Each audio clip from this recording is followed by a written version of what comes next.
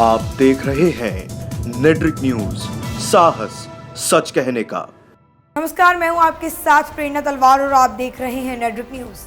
पुलवामा में हुए इतने बड़े आतंकी हमले के बाद पूरे देश में गम की लहर है और ऐसे माहौल में न सिर्फ देश की आम जनता का खून खौल रहा है, बल्कि देश के जिम्मेदार नागरिक जैसे राजनीतिक नेता, सांसद और योग गुरु, इन सभी का खून चरम सीमा पर है। वो सब लोग पाकिस्तान से बदला चाहते हैं। ये बात साफ है कि देश में इतनी बड़ी विपदा आन पड़ी है तो जाहिर है कि सभी का आक्रोश आसमान छुएगा। जिस दिन से ये घटना हुई है उसी दिन से पूरा देश इंसाफ की मांग कर रहा है। देश की जनता चाहती है कि गुनहगारों को कड़ी से कड़ी सजा दी जाए। आतंकी हमले की जिम्मेदारी आतंकी संगठन जैश ने ली है और पाकिस्तान उसका पनाहगाह है। देश के साथ गद्दारी करने वालों को भी नहीं बख्शा जाएगा, ऐसी मांग लोगों ने की है। और हाल ही में पुलवामा आतंकी हमले पर योग गुरु बाबा रामदेव का बयान सामने आया है। उन्होंने कहा है कि लोगों की भावनाओं को ध्यान में रखते हुए अब पाकिस्तान के साथ युद्ध करना बहुत ज़रूरी हो गया है, क्योंकि युद्ध के अलावा कोई और चारा भारत के पास नहीं बचता। गौरतलब है कि भारत सरकार पाकिस्तान की घिनौनी हरकत का जवाब काफ़ी कड़े तरीके से दे रही है। और इतना ही नहीं, बल्कि भारत सरकार ने पाकिस्तान सरकार पर इतना प्रेशर बना दिया है कि पाकिस्तान को भी अपने देश में पल रहे आतंकियों के खिलाफ कड़े कदम उठाने पर मजबूर होना पड़ा। आपको बता दें कि बाबा रामदेव ने पुलवामा हमले पर काफ़ी गुस्सा जाहिर किया है और ये भी कहा है कि लातों के भूत बातों से नहीं मानते, इसलिए भारत को पाकिस्तान के साथ युद्ध करना होगा, क्योंकि इसके अलावा कोई और चारा हमारे पास नहीं बचता। और बाबा रामदेव का कहना है कि पाकिस्तान के साथ बात करते करते 70 साल बीत गए हैं और इस सिलसिले के दौरान न जाने कितने जवान शहीद हो गए।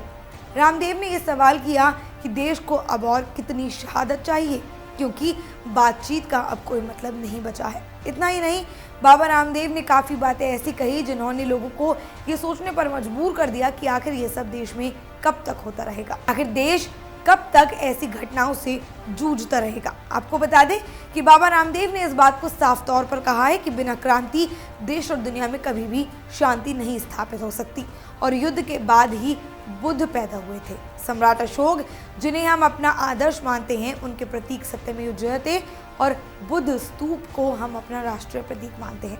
सम्राट अशोक भी युद्ध की ही उपज हैं, इसलिए युद्ध के बिना कोई शुद्ध नहीं होता। लेकिन उसके बाद उन्होंने ये भी कहा कि युद्ध क्रुद्ध होकर नहीं, बल्कि बुद्ध और शुद्ध होकर करना चाहिए। और बाबा रामदेव ने कहा कि उन्होंने पाकिस्तान की आवाम से कोई भी दुश्मनी नहीं पाली है, लेकिन वहाँ के सत्ता पर बैठे लोग इतने नादान हैं कि उनको हम बिना प्रहार के समझा नहीं सकते। और युद्ध के लिए बाबा रामदेव ने सारी जिम्मेदारी प्रधानमंत्री नरेंद्र मोदी के सर डालते हुए कहा है कि युद्ध कितना होगा, कैसे होगा, कब होगा, ये प्रधानमंत्री को तय करना है, क्योंकि प्रधानमंत्री मोदी लोकतंत्र के सबसे बड़े ओहदे और संवैधानिक पद पर हैं। लेकिन अब निर्णय में देरी नहीं करनी चाहिए। ये बात बहुत साफ है कि प्रधानमंत्री देश की नींव है। काफ़ी सारे ऐसे मसले हैं जिन पर सिर्फ सरकार ही फैसले ले सकती है। आम जनता या वरिष्ठ नागरिक सिर्फ सलाह दे सकते हैं। इसलिए बाबा रामदेव ने भी अपील प्रधानमंत्री से की और कहा कि पाकिस्तान के खिलाफ युद्ध का आगाज किया जाना चाहिए। आपको बता दें कि बाबा रामदेव ने कहा है कि पीएम मोदी को पूरा राष्ट्र योद्धा के रूप में देखता है। ऐसे में अगर वो बड़ा कदम नहीं उठाएंगे तो कैसे बात बनेगी। बाबा रामदेव ने आम चुनाव को भी निशाने पर लेते हुए कहा कि चुनाव से बड़ा देश है। चुनाव अपनी जगह होते रहेंगे, मगर देश के लिए जो प्रधानमंत्री को करना है वो पहले करें। उनका कहना है कि हमारी लड़ाई कश्मीरी और कश्मीर से नहीं है, हमारी लड़ाई आतंकवादियों से है, उन देशद्रोहियों को शह देने वालों से है, उन दहशतगर्दों को पीछे से सहयोग करने वालों से है। इसलिए कश्मीर के छात्रों के साथ किसी भी तरह की हिंसा हमारे देश की एकता, अखंडता के खिलाफ है। फिलहाल देखना ये होगा कि बाबा रामदेव की युद्ध की ये मांग कब तक पूरी हो पाती है और प्रधानमंत्री नरेंद्र मोदी इस पर क्या कदम उठाते हैं।